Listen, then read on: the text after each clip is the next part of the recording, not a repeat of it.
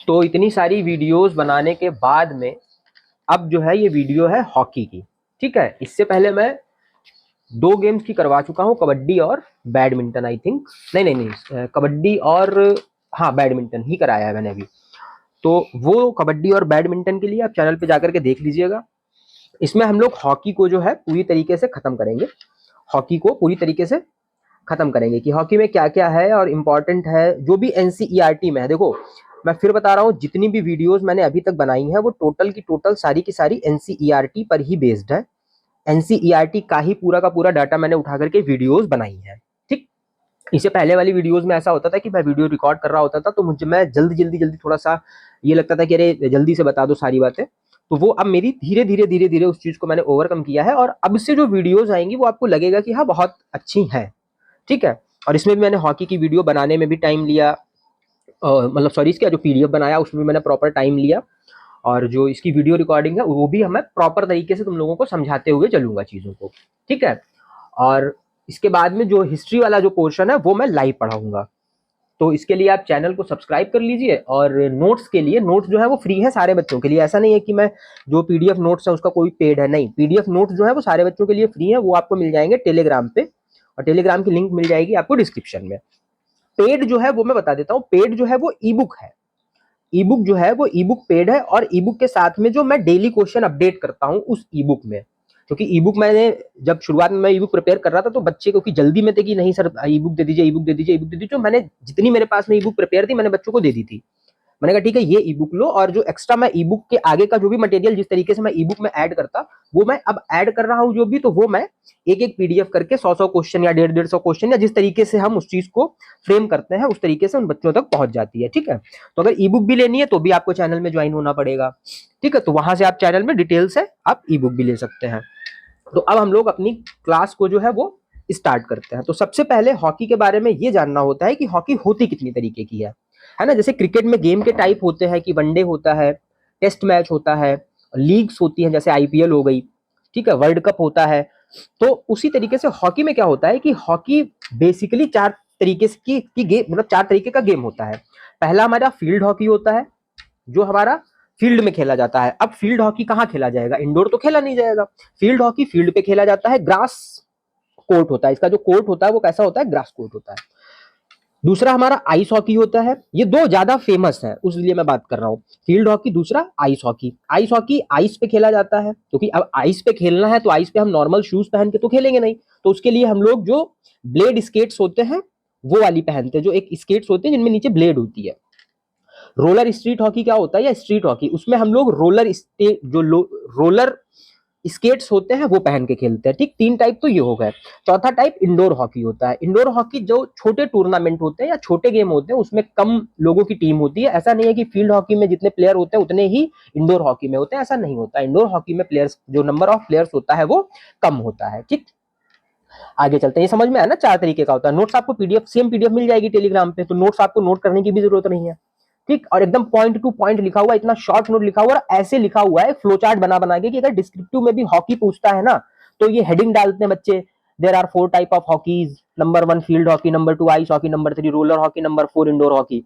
एक वो लिखने का तरीका होता है, एक होता है फ्लो चार्ट बनाने का। ये जो सामने आपको दिख रहा है फ्लो चार्ट, ये जो बना हुआ है, आप अगर इसको ऐसे बनाते हैं तो इसका जो इंप्रेशन पड़ता है ना कॉपी चेक करने वाले पे वो ज्यादा पड़ता है।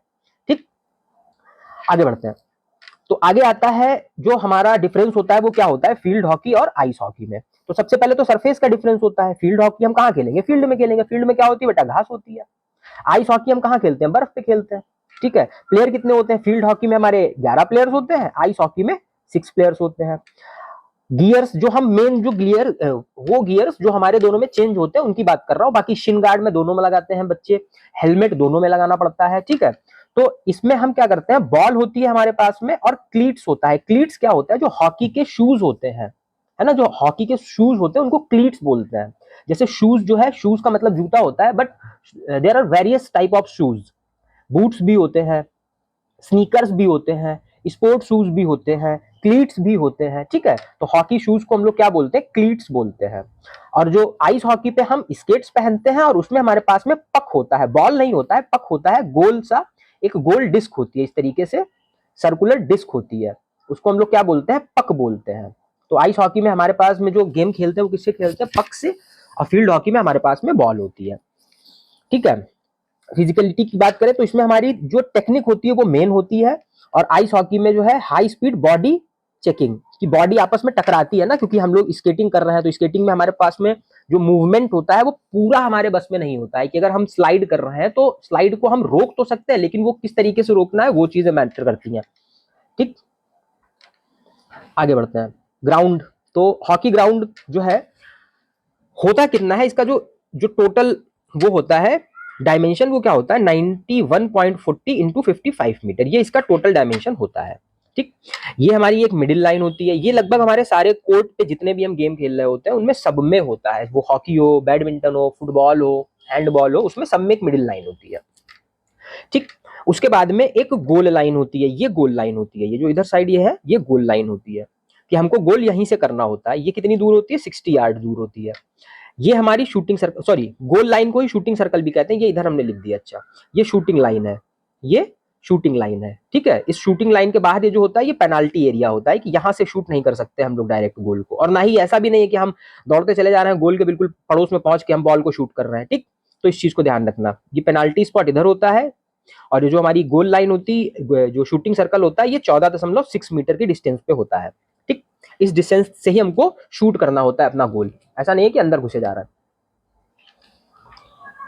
फिर जो गेम के रूल्स होते हैं, हॉकी में रूल्स क्या क्या होते हैं, जो ड्यूरेशन होता है, तो हॉकी में ड्यूरेशन क्या होता है, 15-15 मिनट के 4 राउंड्स होते हैं, ठीक है। 15 मिनट के 4 राउंड्स होते हैं, टोटल हमारा 60 मिनट ड्यूरेशन होता है।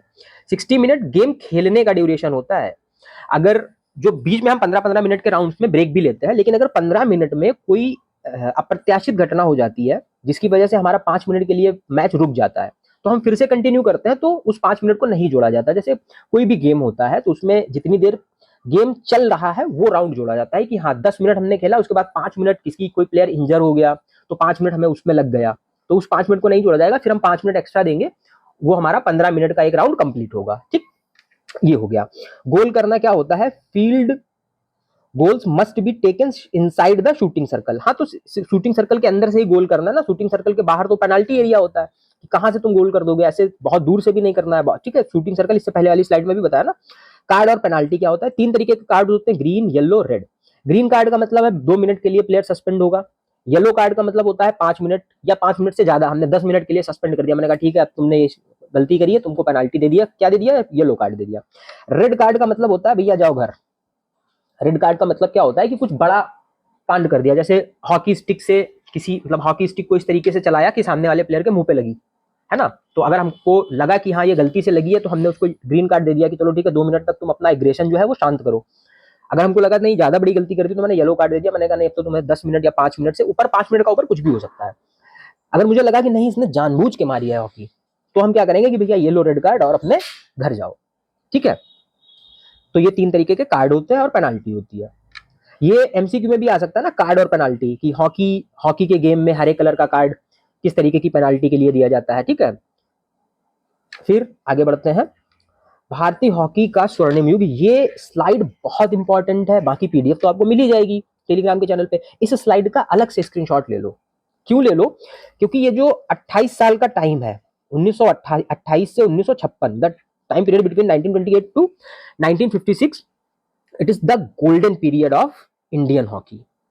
लगातार 6 बार, वैसे तो टोटल जो इंडिया ने गोल्ड मेडल हॉकी में अब तक आए हैं वो है 8, टोटल 8 गोल्ड मेडल है इंडिया के पास में। लेकिन ये जो 28 से 56 तक लगातार हर ओलंपिक में इंडिया गोल्ड मार रहा था, हर ओलंपिक में, 28 में, फिर 32 में, फिर 36 में, फिर 48 में। अच्छा यहाँ पे कहोगे कि सर 40-44 कहाँ गया, तो 40 और 44 में ओलंपिक्स हुए ही नहीं थे। ये चीज भी याद रखना कि 1940 और 1944 में ओलंपिक्स हुए नहीं थे due to second world war, क्योंकि सेकेंड वर्ल्ड वार चल रहा था। तो due to second world war जो हमारा ओलंपिक गेम्स थे 1940 एंड 1944 वो कंडक्ट ही नहीं कराए गए थे, तो इसलिए वो रह गया, वरना अगर वहां पे होता तो भी इंडिया ही गोल्ड जीतती।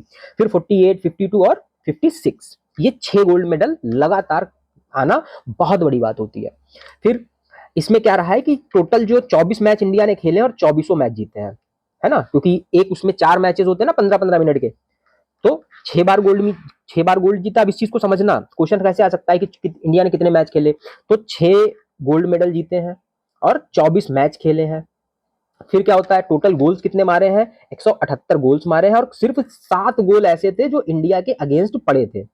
सिर्फ 7 गोल थे जो इंडिया के अगेंस्ट पड़े थे। सोचो 178 गोल करने वाली टीम के सामने सिर्फ 7 गोल पड़े। सोच के देखो कितना कितना ही उस समय हॉकी का क्रेज रहा होगा और कितने अच्छे प्लेयर होंगे हमारे पास में। हालांकि इस समय तो हमारे पास में मेजर ध्यानचंद्र जी थे 1928, 32, 36 में, ये 3 टाइम तो हमारे पास में मेजर ध्यानचंद्र जी थे। इनको हॉकी का जादूगर कहा जाता है, ठीक है, इन पर मूवी भी बनी है। चलो आगे बढ़ते हैं, अब मेजर ध्यानचंद्र की बात करते हैं। हॉकी का जादूगर, द विजार्ड ऑफ हॉकी, ठीक, मेजर ध्यानचंद्र के नाम पर जी ही जो है अब हमारा जो खेल रत्न हो गया वो मेजर ध्यानचंद्र जी के नाम पर ही हो गया है। खेल का सबसे बड़ा जो पुरस्कार है वो हमारा इस समय प्रेजेंट टाइम में मेजर ध्यानचंद्र खेल पुरस्कार ही है। उसी को हम, वही हमारा पहले मतलब खेल का भारत रत्न समझ लो इसको, ठीक है। मेजर ध्यानचंद्र का जन्म हुआ था 29 अगस्त को, इसीलिए हम लोग 29 अगस्त को क्या सेलिब्रेट करते हैं, नेशनल स्पोर्ट्स डे, ठीक। राष्ट्रीय खेल दिवस किस दिन सेलिब्रेट किया जाता है, नेशनल 29 अगस्त को। क्यों किया जाता है, क्योंकि इस दिन हमारे मेजर ध्यानचंद जी का जन्म हुआ था। मेडल्स इनको क्या मिला, 1928 एम्स्टर्डम ओलंपिक वाला इन्होंने जीता, 1932 वाला जीता और 36 वाला जीता। अभी मैंने बताया था ना कि लगातार 6 बार हम लोगों ने गोल्ड मेडल जीते, जिसमें 3 बार तो हमारे पास में मेजर ध्यानचंद जी ही थे, ठीक। रिकॉर्ड 570 गोल मारे थे 185 इंटरनेशनल मैचेस में, ठीक। पद्म भूषण इनको मिला 1956 में। अब इनके बारे में एक बात तो जो यहाँ पे लिखी हुई है वो बहुत फेमस है, दूसरी जो है वो मैं आपको बोल के बता दूंगा, वो भी सुन लेना, कि इनका जो बॉल कंट्रोलिंग थी वो इतनी अच्छी थी, ठीक है, कि टीम को लगता था कि इनकी हॉकी स्टिक में मैग्नेट है, कि मैग्नेट से कंट्रोल करते हैं बॉल को, इसीलिए इनको जादूगर बोला जाता था। कि ये देखो ना कि his ball control was so magical that authorities in the Netherland broke his stick to check there was a magnet, कि नीदरलैंड में इनकी हॉकी स्टिक को तोड़ा गया ये चेक करने के लिए कि ये दिखाओ इतना मतलब गजब का कंट्रोल क्यों है, कैसे है, ठीक, समझ पाई बात। चुंबक की जांच की गई थी। अच्छा ये तो सबको पता ही है कि 1928 से 1936 में जो है हमारा देश जो था वो था अंग्रेजों के उसमें। तो कई सारी बार इनसे ये चीज कहा गया कि आप इंडिया की टीम से ना खेल करके आप ब्रिटेन की टीम की तरफ से खेलिए, ठीक है। तो काफी सारी बातें इनसे कही गई कि इंडिया में क्या ही है, तुम्हें क्या ही मिलेगा, और वो खुद हमारा एक वो है कॉलोनी है। तो ये चीज ध्यानचंद जी ने बोली थी कि it is not my countries responsibility, ठीक है, कि मेरी देश का ये दायित्व तो नहीं है कि वो मुझे आगे बढ़ाए, ये मेरा दायित्व है कि मैं अपनी कंट्री को आगे बढ़ाऊं, कि मैं अपनी कंट्री को रिप्रेजेंट करता हूं, उसका रिस्पॉन्सिबिलिटी मेरे ऊपर है, it's my responsibility to represent my country, ठीक है। तो एक ये स्टेटमेंट इनका बहुत फेमस है। तो अगर मतलब डिस्क्रिप्टिव आता है तो आप इस स्टेटमेंट को लिख सकते हैं, कोट कर सकते हैं,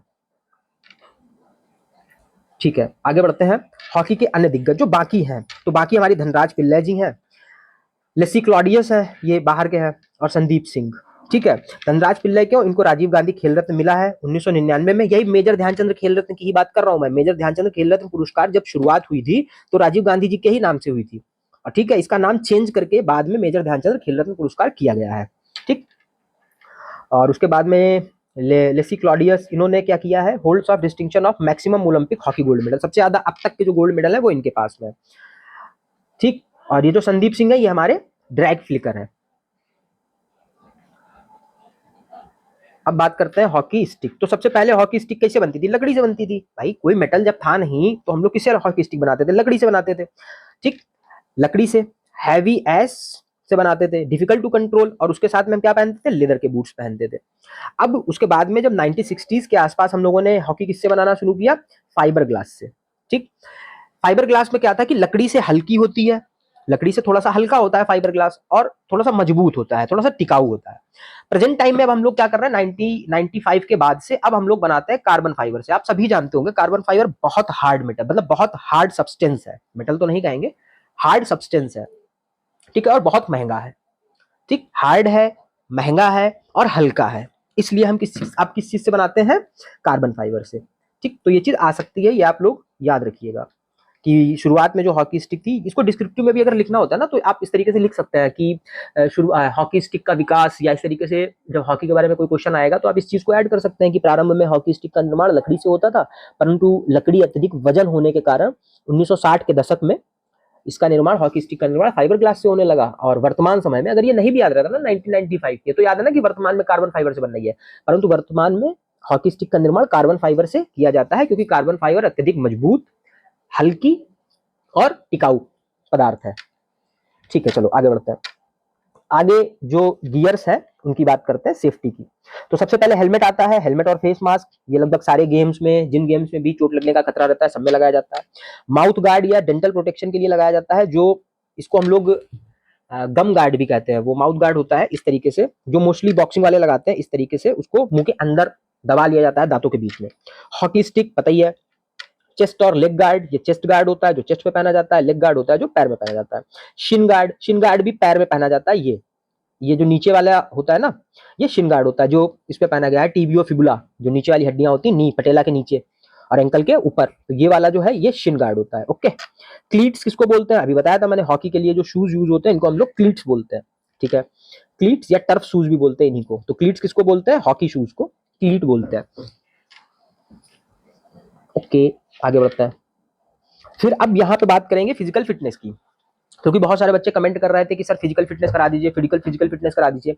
फिजिकल फिटनेस बेटा गेम के साथ में जब तुम फिजिकल फिटनेस पढ़ोगे तो वो तुम्हारे लिए ज्यादा बेटर रहेगा अलग से फिजिकल फिटनेस को पढ़ने से। क्योंकि फिजिकल फिटनेस को यूज कैसे करोगे, कि कहाँ कहाँ फिजिकल फिटनेस के बारे में चीजें होती क्या है, आपको डिस्क्रिप्टिव लिखना है और नहीं भी डिस्क्रिप्टिव लिखना है। अगर एमसीक्यू में भी पूछा जाता है तो गेम के लिए इंसान का किस तरीके से फिट होना जरूरी है, अगर इस तरीके से क्वेश्चन को फॉर्म किया गया तब क्या करोगे। बहुत अच्छे से फिजिकल फिटनेस के बारे में सबको पता है। फिजिकल फिटनेस क्या है कि बॉडी का फिट होना, सिर्फ बीमारियों की कमी ही फिटनेस नहीं होती है। अरे बीमारियों की कमी फिटनेस नहीं होती है, बिल्कुल सही बात है। लेकिन जब आप गेम की बात करेंगे, गेम से रिलेटेड क्वेश्चन अगर गेम में उसको हम इंट्रोड्यूस करना चाहेंगे तब कैसे करोगे।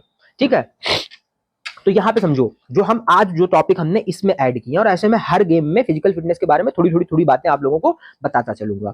तो पहले तो मेन चीज को समझो। फिटनेस में जो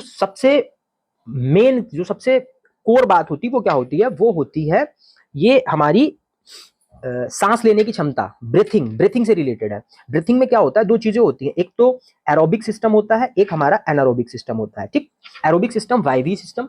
एरोबिक वो क्षमता है किसी भी इंसान की जो उसको नॉर्मल काम के लिए जितनी ऑक्सीजन सप्लाई चाहिए। बहुत ध्यान से सुनना कि एरोबिक सिस्टम क्या होता है, एक नॉर्मल काम के लिए जितनी भी ऑक्सीजन की डिमांड आपकी बॉडी करती है। आप नॉर्मल चल रहे हैं तो वो जो डिमांड है वो क्या है, एरोबिक सिस्टम। वो कौन सिस्टम पूरा करता है, एरोबिक सिस्टम पूरा करता है। अब आप चलने की जगह थोड़ा सा दौड़े, ठीक है, और आपकी सांस नहीं फूली, मतलब आपका एरोबिक सिस्टम जो है वो पावरफुल है। आप थोड़ा और ज्यादा दौड़े, फिर आप बहुत तेज से दौड़े। अब बहुत तेज से दौड़ने के बाद में जब आप रुके तो आप हाफने लगे, तो वहां पे आ जाता है एनारोबिक सिस्टम। वो एनारोबिक सिस्टम क्या होता है कि जब आपकी बॉडी की जो यूजुअल डिमांड है उससे ज्यादा ऑक्सीजन की डिमांड है, मतलब डिमांड जो है वो बढ़ गई और उसका जो कंपनसेट है ना, सप्लाई जो है वो नहीं हो पा रही है, तो वो हो जाता है एनारोबिक सिस्टम। और एनारोबिक सिस्टम को ही बढ़ाना पड़ता है किसी भी गेम के लिए, वो चाहे क्रिकेट हो, हॉकी हो, फुटबॉल हो, बैट बॉल हो, मतलब बैडमिंटन हो, कोई भी गेम हो। हाँ, कैरम खेलने को नहीं है ना, आप कैरम खेल लो, चेस खेल लो, उसमें आपको फिजिकल एक्टिविटी करनी नहीं है, तो उसमें एनारोबिक सिस्टम से कोई मतलब नहीं है कि क्रिकेट वो चेस खेलते समय सांस फूलने लगे, नहीं फूलती है, लेकिन मैच में फूलती है। इसलिए जो क्रिकेटर्स होते हैं, जो गेम प्लेयर्स होते हैं, जो भी एथलीट होते हैं, मैं एथलीट कहूँ ज्यादा बेटर है, सारे एथलीट जो है गेम से पहले वार्म अप करते हैं, स्ट्रेचिंग करते हैं, और नॉर्मल ट्रेनिंग में भी आप देखोगे तो सारे क्रिकेटर्स की, क्योंकि क्रिकेटर्स मैं इसलिए बताता हूँ बार बार क्योंकि क्रिकेट के बारे में सब लोग जानते हो, सबने देखा होगा विराट कोहली की एक्सरसाइज करते हुए फोटोज, रोहित शर्मा की एक्सरसाइज करते हुए फोटोज। तो वो क्यों कर रहे हैं भाई, उन्हें तो खड़े होकर अगर बैट्समैन है तो उसको तो दौड़ने की जरूरत ही नहीं, रन लेना है सिर्फ, लेकिन जब सेकंड इनिंग में फील्डिंग करेगा तब तो दौड़ना पड़ता है ना। तो वहां पे आ जाता है anaerobic system. The core of hockey energy, sprint, quick direction change, explosive power, interval training. YV क्या होता है, जो एरोबिक होता है, between sprints and sustaining energy for 4 quarters. ये हमारा लंबे समय तक चलने वाला है, कि किसी का एनारोबिक क्षमता जो है या एनारोबिक पावर जो है वो कम होती है। इसीलिए चार दोस्त पहाड़ पे गए, ठीक, उसमें से एक दोस्त जो है वो सबसे पहले हाफने लगा कि भैया अब हम नहीं चढ़ पाएंगे, हो गया हमारा सिस्टम खराब। तो उसका एनारोबिक सिस्टम जो है वो कम पावरफुल है। वहीं पे 4 में से एक था जो बिल्कुल पहले थक गया, फिर दूसरा, फिर तीसरा, फिर चौथा ऊपर तक चढ़ गया। तो मतलब जो ऊपर तक चढ़ गया उसका एरोबिक और एनारोबिक दोनों सिस्टम जो है वो अच्छे से डेवलप है। हो सकता है कि चौथा जो चढ़ गया है वो डेली 4 किलोमीटर 5 किलोमीटर की रनिंग करता हो अपने घर पे मतलब अपने जहां पे वो रहता है। तो डेली स्ट्रेंथ ट्रेनिंग होती है, वो इसलिए होता है। परफॉर्मेंस किस पे बेस करती है, कोई भी गेम हो, यहाँ पे मैं वही बता रहा हूँ, ये इसको ऐसा नहीं है कि हॉकी में आएगा तो मैं ये लिखूंगा, और अगर हमसे बैट बॉल या फुटबॉल का पूछ लिया या हैंडबॉल का पूछ लिया तो मैं फिर कहूंगा कि मुझे तो सर ने पढ़ाया नहीं। तो ये कोई भी गेम हो, परफॉर्मेंस हमारे हर गेम की किस पे डिपेंड करती है? स्ट्रेंथ, स्पीड, पावर, कंडीशनिंग और न्यूट्रिशन। न्यूट्रिशन मस्ट है, क्योंकि विदाउट न्यूट्रिशन अगर आप एक्सरसाइज कर भी रहे हैं, आप स्ट्रेंथ ट्रेनिंग कर भी रहे हैं, तो वो आपकी बॉडी, जो आपकी मसल टूट रही है उसको रिकवर कहाँ से करेगी? जब कोई जिम जा रहा होता है तो उसको प्रोटीन खाना शुरू करता है, प्रोटीन इंटेक अपना बढ़ाता है, ठीक है। बीएमआई कैलकुलेटर होता है, बॉडी मेटाबॉलिक इंडेक्स, और बीएमआर होता है बॉडी मेटाबॉलिक रेशियो। तो उस पर इंसान कैलकुलेट करता है कि मेरी हाइट इतना है, मेरा वजन इतना है, मेरी डेली कैलोरी इंटेक्स कितनी होनी चाहिए, प्रोटीन इंटेक कितना होना चाहिए। तो उस हिसाब से आदमी वो स्कूप नाप नाप के 60 ग्राम प्रोटीन हमको चाहिए तो 60 ग्राम प्रोटीन वो वे प्रोटीन से ले रहा है, कोई आइसोलेटेड वे प्रोटीन ले रहा है, ठीक है, कोई सोया प्रोटीन ले रहा है, तो वो वहां से आता है। तो न्यूट्रिशन भी इंपॉर्टेंट है। कंडीशनिंग क्या होती है? जो धीरे धीरे एडॉप्टेशन होता है बॉडी का, कि ऐसा नहीं है कि आज वर्कआउट किया और कल तुम 15 किलोमीटर दौड़ गए। तो कंडीशनिंग में टाइम लगता है, धीरे धीरे धीरे धीरे रे मना धीरे से सब होए, माली सींचे 100 घड़ा ऋतु आए फल होए, ठीक है। तो कंडीशनिंग, स्ट्रेंथ, ये स्ट्रेंथ ट्रेनिंग से ही होती है। स्पीड, स्पीड भी ट्रेनिंग से ही होती है। पावर भी धीरे धीरे ही डेवलप होती है। तो ये चार चीजें जो है ये परफॉर्मेंस को नियंत्रित करती हैं, ठीक है। ये फॉर्मूला, एज अ फॉर्मूला मैंने क्यों लिखा? मैं इस तरीके से भी लिख सकता था ना कि किसी व्यक्ति की परफॉर्मेंस निम्न 6 चीजों पे, 5 चीजों पे डिपेंड करती है। Number 1 strength, number 2 speed. ये फॉर्मूला फॉर्म में मैंने इसलिए लिखा ताकि डिस्क्रिप्टिव में आप इस फॉर्मूला फॉर्म को लिख पाए। दूसरी चीज, हमारे माइंड को इस तरीके से लिखी हुई चीजें जल्दी याद होती हैं, तो ये आपके लिए भी बेटर है कि आपको ये, आपके दिमाग में ये चीज रुकेगी। ठीक, आगे बढ़ते हैं। फिर बात करते हैं कोर स्ट्रेंथ। तो जो कोर स्ट्रेंथ होती है वो क्या होती है? पहले कोर को समझो। जो कोर पार्ट होता है ये हमारी बॉडी का ये पार्ट होता है, इसको हम लोग कोर पार्ट बोलते हैं। जो हमारी बॉडी के स्ट्रक्चर के लिए, पोस्चर के लिए इंपॉर्टेंट होता है, हमारी बॉडी की फ्लेक्सिबिलिटी के लिए इंपॉर्टेंट होता है, वो हमारे, उसको हम बॉडी का कोर पार्ट बोलते हैं। इसको हम लोग शोल्डर स्ट्रेंथ बोलते हैं, ठीक है। पैरों की जो ताकत होती है उसको हम लोग लेग स्ट्रेंथ बोलते हैं, वो स्ट्रेंथ में आ जाता है, ठीक। कोर स्ट्रेंथ किसको बोलते हैं? ये पार्ट जो है ये कोर पार्ट है, ठीक। ऐसा नहीं है कि कोई अगर रनर है या कोई एथलीट है तो उसके पैर जो है वो मजबूत है लेकिन ऊपर का इतना पोर्शन जो है ये एकदम फैटी है। कोई ऐसा देखा है कभी? है ना? तो हमारी बॉडी पूरा स्ट्रक्चर अपने आप डेवलप करती है कि अगर आप रनिंग भी कर रहे हैं तो भी आपकी अपर बॉडी पे भी, ऐसा नहीं है कि हम रनिंग कर रहे हैं पुशअप नहीं मार रहे हैं तो इसलिए मेरी अपर बॉडी पे बहुत ज्यादा फैट हो गया है और नीचे से मेरे पैरों एकदम जो है वो मस्कुलर है। नहीं होता है ऐसा। कोई जिम जाकर के सिर्फ चेस्ट का वर्कआउट कर रहा है तो उसका चेस्ट जो है वो मस्कुलर है लेकिन वो उसका पेट जो है वो तोंद निकल आया। तो फैट बर्न होता है हर चीज से जब आप मतलब कोई भी वो कर रहे होते हैं स्ट्रेंथ ट्रेनिंग। तो कोर समझ में आया? The vital link between lower body power, skating, running and upper body force, shooting, absorption, checks, ठीक, प्रिवेंट इंजरी। तो कोर स्ट्रेंथ होता है। अच्छा हाँ, कोर स्ट्रेंथ के लिए एक चीज ये भी बता दूं, कोर स्ट्रेंथ के लिए एक्सरसाइज कौन सी होती है? तो जो प्लांक होते हैं वो होते हैं कोर स्ट्रेंथ के लिए। प्लांक समझे आप? जिस पोजीशन में पुशअप किया जाता है ना, जमीन पे लेट के और चेस्ट को जमीन की तरफ टच करते हुए, उसमें अपनी एल्बो और जो आगे का हाथ होता है, एल्बो से आगे का जो हाथ होता है पूरा हाथ की उंगलियों तक, उसको हम लोग जमीन पे लगाते हैं और एकदम टाइट करते हैं अपनी पूरी बॉडी को, वो प्लांक होता है। वो हमारी कोर स्ट्रेंथ के लिए होता है। फिर फ्लेक्सिबिलिटी क्या होती है? बॉडी में फ्लेक्सिबिलिटी भी चाहिए ना, कि dynamic and static stretching is mandatory. Focus area क्या करता है? Hamstring, adductor and lower back, ठीक, increasing ability and power output, ये हमारा फ्लेक्सिबिलिटी होती है। तो कोर स्ट्रेंथ और फ्लेक्सिबिलिटी दो चीजें समझ में आई? ठीक है। कोर देखो, कोर हो गया, फ्लेक्सिबिलिटी हो गई और ये हो गया, हाँ, एनारोबिक सिस्टम हो गया और एरोबिक सिस्टम हो गया। तो 4 पॉइंट मैंने ये फिजिकल स्ट्रेंथ के आपको बता दिए, ठीक है। इसको चाहे फिजिकल एजुकेशन समझ लो या फिजिकल स्ट्रेंथ समझ लो या फिर गेम में जरूरी सबसे जो इंपॉर्टेंट चीज होती है गेम की वो समझ लो। आगे बढ़ते हैं। अब गेम की हमारी स्ट्रेटेजीज किस तरीके की होती है? अब ये भी, अब जैसे ये ऐसा नहीं है कि ये हॉकी के लिए है ऑफेंसिव, ये सिर्फ हॉकी के लिए नहीं है, ये हैंडबॉल के लिए भी है, फुटबॉल के लिए भी है, ठीक है। डिफेंस हैंडबॉल के लिए भी है, फुटबॉल के लिए भी है। और स्पेशल टर्म्स जो आइस हॉकी है ये आइस हॉकी के लिए है। अब समझो, ऑफेंसिव पैटर्न्स क्या होते हैं? बॉल पास करना, ठीक है, creating open space, zone entries, जैसे इसमें बॉल पासिंग होती है, मतलब जो हम जो दो तरीके की टीम है ना, एक बॉल को रोक रही है, दूसरा जिस टीम के पास में बॉल है, तो जिसके पास में बॉल है वो जो स्ट्रेटजीज फॉलो कर रही होगी वो ऑफेंसिव होंगी कि हाँ हमें गोल करना है, और जो बचा रहा होगा वो उसकी कैसी होंगी? वो डिफेंसिव होंगी, है ना। तो वो डिफेंसिव होगी, man to man marking, blocking, passing lanes, ठीक है। पावर प्ले, ये मैन एडवांटेज होता है किसका, हॉकी के लिए होता है।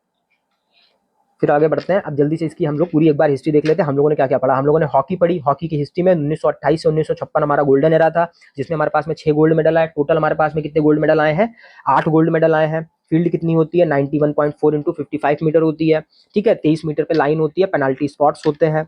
एरोबिक और एनारोबिक हम लोगों ने पढ़ लिया। कोर स्ट्रेंथ मैंने पढ़ ली। रूल्स क्या होती है, 15 मिनट के क्वार्टर्स होते हैं, ग्रीन येलो रेड कार्ड्स होते हैं, ठीक। गियर क्या क्या चाहिए होते हैं, स्टिक होनी चाहिए, शिन गार्ड होना चाहिए, क्लीट्स होने चाहिए, या और जो कार्बन फाइबर से बना हुआ क्या होता है, हमारी हॉकी स्टिक जो है वो कार्बन फाइबर की बनी हुई होती है। अब यहाँ पे देखो, ये तो हो गया खत्म, हॉकी तो हो गया, हमें लग रहा है यहाँ पे खत्म। अब कुछ एक्स्ट्रा पार्ट समझो हॉकी के बारे में, ठीक है, जो मैं तुम लोगों को बताऊंगा, जो तुम लोग नोट कर लो। सबसे पहले जो हॉकी के लिए इंटरनेशनल बॉडी होती है वो हमारी इंटरनेशनल हॉकी फेडरेशन होती है, और इसको FIH लिखते हैं। क्या लिखते हैं, इसको FIH लिखते हैं, फेडरेशन इंटरनेशनल डे हॉकी, ठीक। इंटरनेशनल हॉकी फेडरेशन का नाम क्या है, FIH। इंटरनेशनल फेडरेशन हॉकी का नाम क्या है, FIH, federation international day hockey. Hockey की ओरिजिन समझ ही चुके हो, इजिप्ट ग्रीस में हुई है। 19th सेंचुरी में ये इंग्लैंड पहुंची है। और इसके बारे में दो बातें हॉकी की और अच्छे से समझ लो। पहली बात तो ये है कि 1908 में, नया पेज कहाँ से आएगा, कंप्यूटर जी नया पन्ना दे दो, ये आ गया, हाँ। तो अब इसको समझो, 1908 में हॉकी ओलंपिक में शामिल होती है, लेकिन किसकी, मेंस की, ठीक। और 1980 में हॉकी जो है वो ओलंपिक में शामिल होती है, किसकी, वुमेन की, ठीक है। तो 1908 में मेंस हुई और 1980 में वुमेन्स हुई। ये दो चीजें एक्स्ट्रा जान लो, ठीक। बस इतना ही है। बाकी 2023 में जो हॉकी हुआ था, हॉकी का जो मेंस टूर्नामेंट हुआ था वो इंडिया में हुआ था, भुवनेश्वर में। ये चीज भी याद रख सकते हो। हालांकि इससे मुझे नहीं लगता ना कि इतना डीप वो जाएंगे कि करंट अफेयर से तुमसे हॉकी के क्वेश्चन पूछ दें। या 2024 में जो ओलंपिक हुआ था उसमें गोल्ड मेडल हॉकी का नीदरलैंड ने जीता था, ठीक है। एशियन हॉकी जो अभी हुआ है उसका विनर इंडिया रहा है। ये चीज भी याद कर लो, हो सकता है MCQ में पूछ दें, वरना डिस्क्रिप्टिव में लिखने के लिए हो जाएगा कहीं ना कहीं। तो मैंने क्या क्या बता दिया जो अभी एक्स्ट्रा में बताया। एक तो हॉकी की जो इंटरनेशनल लेवल पे जो गवर्निंग बॉडी है वो इंटरनेशनल हॉकी फेडरेशन है। दूसरा 1908 में मेन ओलंपिक, 1980 में वुमेन ओलंपिक। तीसरा 2023 का जो मेंस हॉकी हुआ था वो इंडिया में हुआ था, हाँ भुवनेश्वर में हुआ था, और राउरकेला, दो जगह हुआ था, ठीक। उसमें जो चैंपियन था वो जर्मनी था। फिर 2024 ओलंपिक की बात कर ले तो 2024 ओलंपिक में गोल्ड जो था वो नीदरलैंड ने जीता था, और इंडिया को ब्रॉन्ज मिला था। ओलंपिक की बात कर रहा हूँ। फिर एशियन हॉकी की बात कर लेते हैं, तो जो एशियन हॉकी टूर्नामेंट हुआ था उसमें जो विनर था वो क्या था, वो इंडिया था, ठीक। इतनी सारी बातें, बस यहाँ पे ये वीडियो हो गई खत्म। PDF के लिए टेलीग्राम ज्वाइन कर लो, लिंक तुमको डिस्क्रिप्शन में मिल जाएगी। अच्छी अच्छी वीडियो के लिए चैनल को सब्सक्राइब कर लो, दोस्तों को शेयर कर दो, क्योंकि आगे जो वीडियोस आएंगी ना वो और अच्छी ही आएंगी। क्योंकि मैं इनसे पहले वाली वीडियोस में बहुत जल्दी जल्दी बोलता था, क्योंकि जल्दी कवर कराने की कोशिश में रहता था। अब क्या है, मैंने खुद टाइम लिया, मैंने सोचा, मैंने कहा कि कुछ तो गड़बड़ आ रही है, क्योंकि मैंने खुद जब अपनी वीडियो देखी तो मुझे समझ में नहीं आया। मैंने कहा कि नहीं, उतनी मजा नहीं आ रही है। PPT मैं इतनी अच्छी बनाता हूँ, PDF मैं इतनी अच्छी बनाता हूँ, नोट्स मैं इतने अच्छे बनाता हूँ, फिर समझ में क्यों नहीं आ रहा, ठीक है। बाकी ईबुक जो है वो पेड है, बाकी जो PDF के जितने नोट्स हैं वो सारे के सारे फ्री हैं, वो आपको चैनल पे फ्री में मिल जाएंगे। और ईबुक में जो क्वेश्चंस मैंने गेम के दे रखे हैं उसमें आप हॉकी के क्वेश्चन करके देखना, आपको लगेगा कि हाँ हॉकी का तो पढ़ा है कुछ। और बाकी जो गेम्स की वीडियोस मैंने कराई हैं वो जाकर के आप देख सकते हो, ठीक है। Okay bye.